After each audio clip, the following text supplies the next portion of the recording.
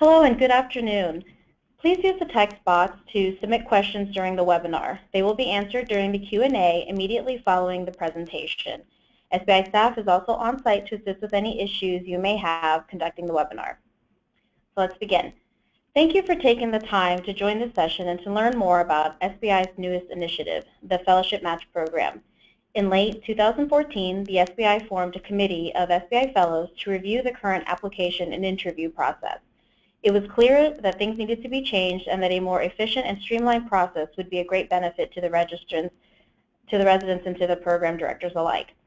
SBI has been working with the National Resident Matching Program, who currently runs a Neuro and IR Fellowship, to help create a breast imaging fellowship.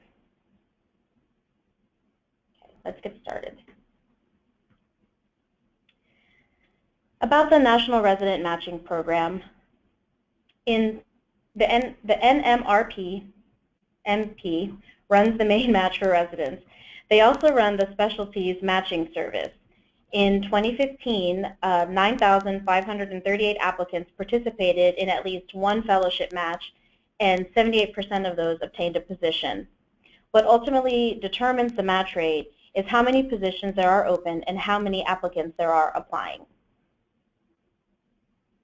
So why a fellowship match program? Well, it allows applicants and programs to consider all options before making decisions. Excuse me.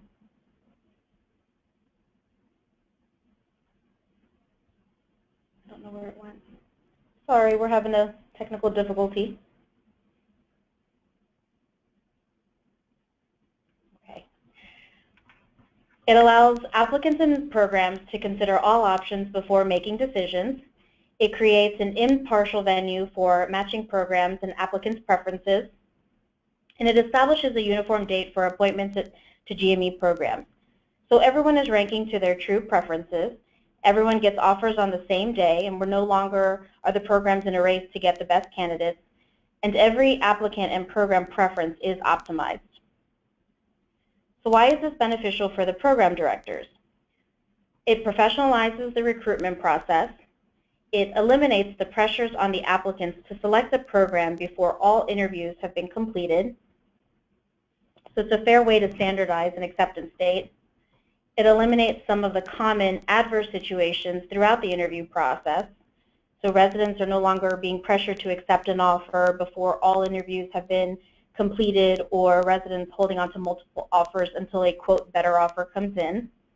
It levels the playing field, so everyone gets matched on the same day. And the NRMP also provides a results and data book for each specialty match. This is especially beneficial as it will give us more information about our specialty. For example, how many positions were available, how many were filled. The longer we are in the match, the better opportunity to collect trend data. Lots of good data and information for future use. To participate in the match fellowship, fellowships must meet specific requirements. They must either be accredited by an ACGME or other entity acceptable to the NRMP, or they must be affiliated with an ACGME accredited program in the core discipline. Your residency program is ACGME accredited, so your fellowship program is affiliated and meets this requirement. Please note that this does not mean your fellowship will become ACGME accredited. The institutional official has an oversight role that they must be in to ensure that all programs participating in the match are abiding by the guidelines and serve as a point of contact for the institution's match programs, both residency and fellowship. There has to be a system in place for checks and balances, and the NRMP has determined that it's the DIO. The SBI will sign a sponsorship agreement based on the annual commitment of participation from the programs. The commitment is for the programs to actively participate by submitting rank order lists of applicants. 100% participation is necessary for maximum success. Institutions and programs and applicants must sign a participation agreement upon initial login to the system. This is a binding commitment that once an applicant has been ranked and matched, the program commits to training that applicant. For the applicant, it is a commitment that once accepted, they will train at your institution. Only in limited circumstances can the NRNP grant a waiver of its match commitment. Details are found in the FAQ. So this is the date pattern for the radiology match program. They may not be specific for 2017. However, it is important to understand that once dates are set, they are not flexible. We are part of the radiology match, so we will abide by their dates. So March 2nd, match opens. You create your account, you contact your DIO to activate your institution and your program. Between March 2nd and April 27th, you'll conduct your interviews and you'll remind applicants to register for the match. April 27th, you begin creating your rank order. May 18th, you submit quota changes if necessary, add a position or subtract a position. June 1st, your rank order deadline. You finalize and certify your ranks. And then June 15th is match day. July 1st, 2018, training begins. In order for this to work, we must commit to no interviews in 2016. The SBI is serving as a sponsoring organization for this match. So we are asking each program director to sign a memorandum of understanding agreeing to not hold interviews this year in order to participate in the match for 2017. We will need 100% commitment by June 1st, 2016, and those programs must agree to not conduct any interviews until the match opens next year. You will receive the MOU and a recording of this webinar afterwards. Please sign it and return it to Yasmin Fields per instruction on the email. Program fees. A one-time $220 fee is paid per institution. So, if your institution has various fellowship programs such as a neuro and IR, the institution would only pay the $220 once, and it would cover the registration fee for all of the programs. There's a $45 per program track and $45 per matched applicant. And residents would pay $70 per individual, plus an additional $15 if they are matching as a couple. So why are we doing this? To create a uniform date for residents and programs, to eliminate the need to secure residents years in advance and to pressure them to make decisions before proper exposure to breast imaging, to reduce expenses incurred for travel to multiple sites, and finally, it's for them, the future radiologists. Okay, so we are ready to take questions. Please submit your questions in the text box and we'll start reading them. Okay. Dr. Monticello, are you on? Yes, I am. Great, thank you. Okay. Very nice presentation. Thank you. Okay, the first question we have, how many candidates should we interview on average to fill one position? What if we don't match? What do you think of doing interviews on Saturdays? We are thinking of interviewing on Saturdays since we feel that we may need to interview more candidates to ensure that we match. Do you know if others are considering Saturday interviews? So I'll try to take those one at a time. The number you need to interview is kind of variable. I found it to differ from year to year. Sometimes it seems like the quality of candidates is pretty high, but it really depends on your location. You know, I'm in a smaller town in Central Texas, so it's, you know, it doesn't have the glory or beauty of like an East Coast coastal city kind of thing. So I have to interview more people than somebody, say, maybe that has a desirable location like New York or Boston. So I think that one, you have to just play that by experience. You have to keep in mind that these residents have to pay their own way for the travel, so I try to only interview candidates I'm really serious about taking. I look at their applications pretty thoroughly. So that being said, you know, I can't really give you a hard and fast number. I only have one spot. Places that have more than one spot will interview more. But I've had lots of people, you know, like 20 or 25 people apply just for one spot. Typically we'll interview 5 to 10 of those, just from my own experience. But of course, if you have more spots, you're going to have to interview more. Saturday interviews, I think that's fine if the candidate's willing to come and you're willing to show up on a Saturday to do it. They probably can get cheaper airfare and it's easier for them to get off. So I don't see any downside to doing that except that you have to come in on a weekend that you might not otherwise. I don't know of anyone who has done Saturday interviews in the past, but we've never really asked that question. We probably could ask it. You could post it on the SBI forum and ask people if they're doing it, and people will answer you. So that's one way to get that information, but I think that's entirely up to each program. The next question. Okay. The next question is, does this include breast and body fellowships? Yeah, the breast and body combined fellowships are usually the 6 and 6 and the 9 and 3, and we would like to include all of them. So you probably just need to discuss it with your body component, counterpart, fellowship director, so that you can participate. I don't know. I don't think body has a match, but we'd really like to do this, and this will allow the candidates, I think, more time to think about their choices. I don't see that there would be a lot of resistance since the other fellowships like neuro, peds, and IR, they're all on the same schedule as we're proposing. So I think you would get support from your abdominal colleagues. The next question is, what happens if there is not 100% participation? Well, that's the big $24,000 question. I mean, we really are trying to push hard to get as close to 100% as we can. We feel that, in the past, that's been the problem, that people felt like, well, yeah, I'll do it, but what if the other people don't do it?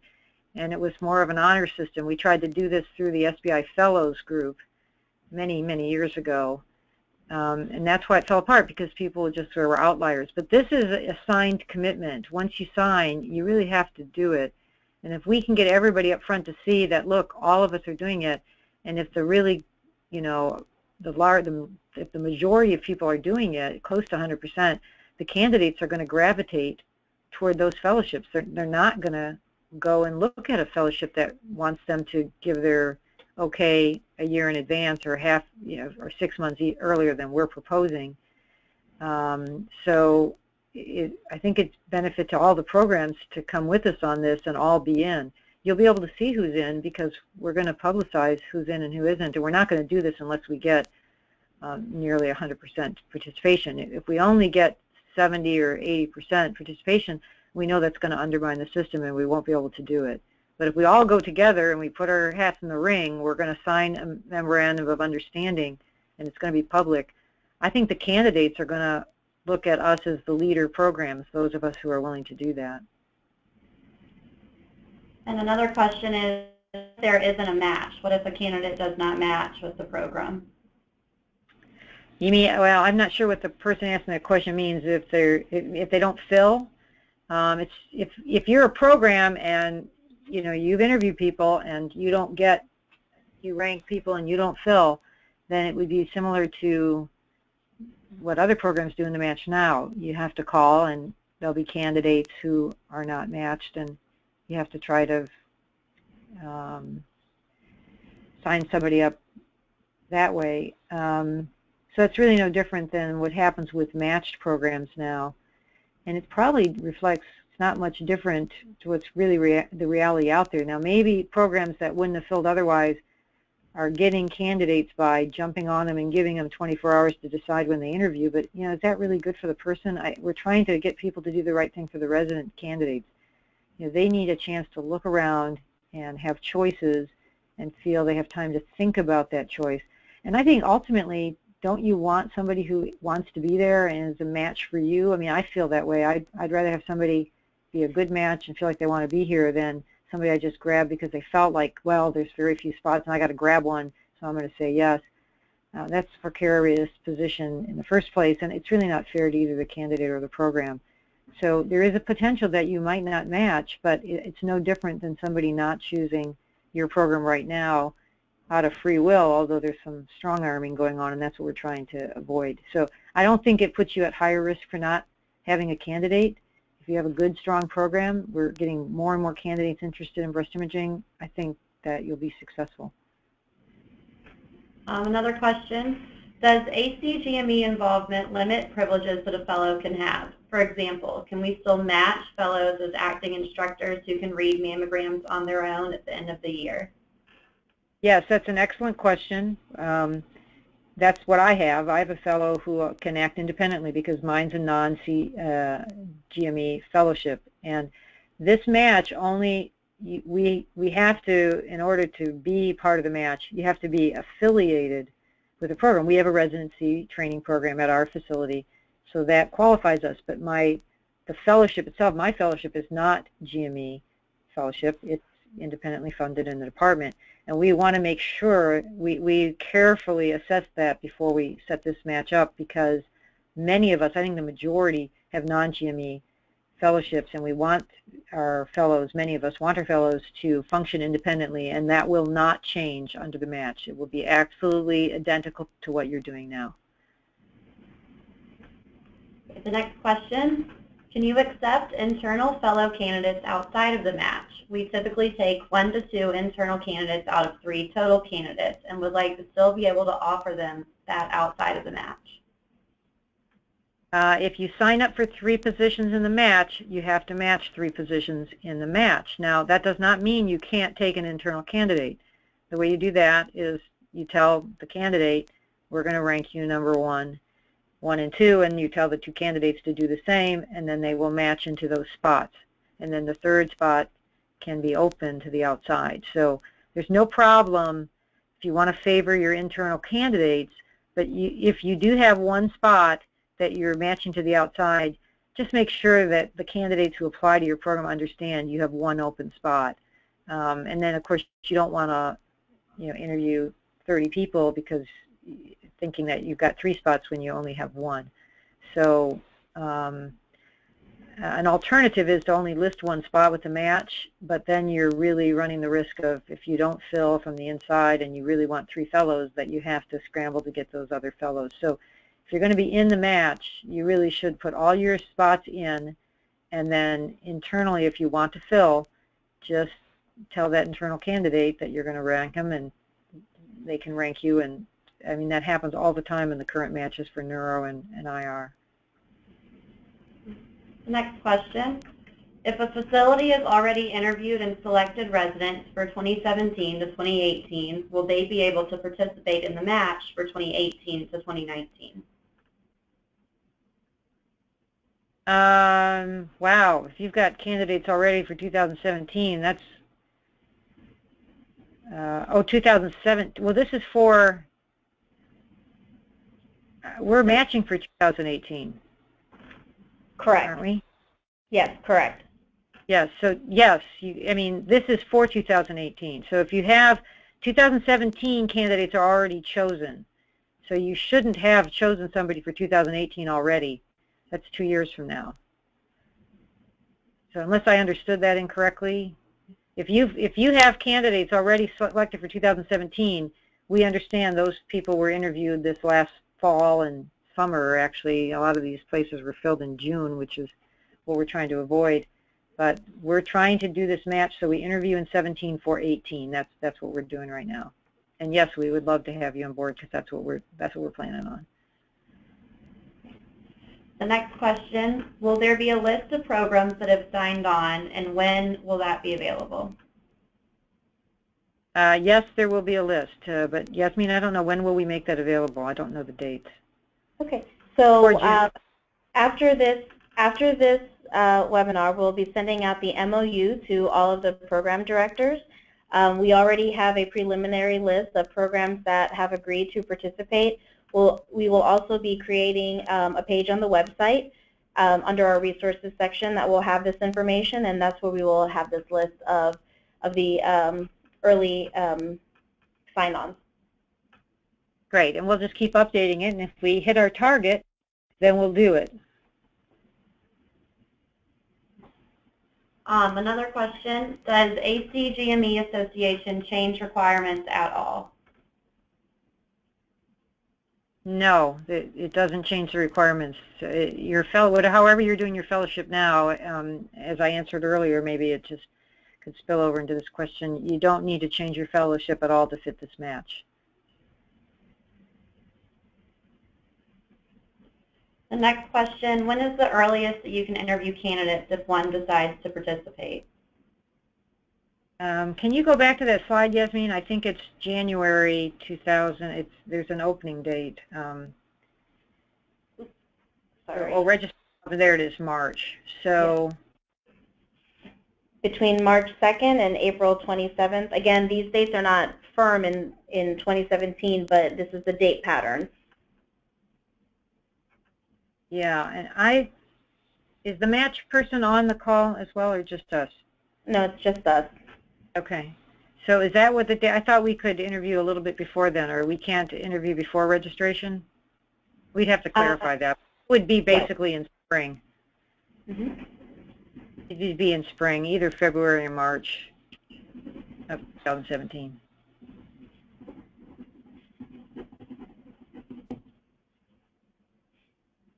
Okay.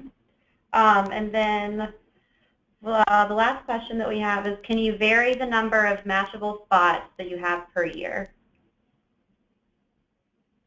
The answer is yes, you can vary the spots, but just once you say this number of spots, you have to stick with that number.